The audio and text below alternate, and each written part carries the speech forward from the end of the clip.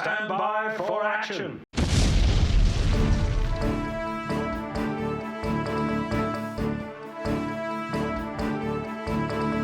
We're about to launch Bloke in a Pub.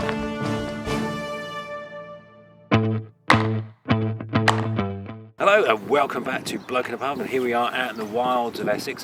What you can't have helped but notice over the last year or so is how turbulent investment markets have been. And one of the questions I've been getting is, when are we likely to see an end to this and things start to improve? Now, I'm not going to make that prediction, because any prediction you make must be wrong. And if I was going to make any prediction whatsoever, it'd just be, it's never going to end, it's going to be awful. Because if I get that wrong, you won't care. However, there are some key metrics that you can look at which might give you an indication that things are about to change.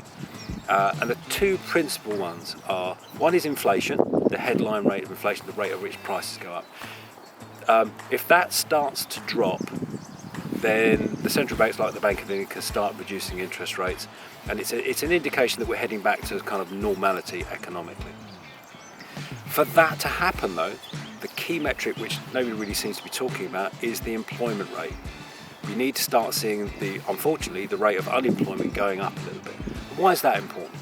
Well, if you've got full employment and there's no one to replace you in the job market, you absolutely must ask for a pay rise. One of the things you'll be noticing on the news at the moment is everyone's asking for a pay rise, and they're asking for a really big pay rise.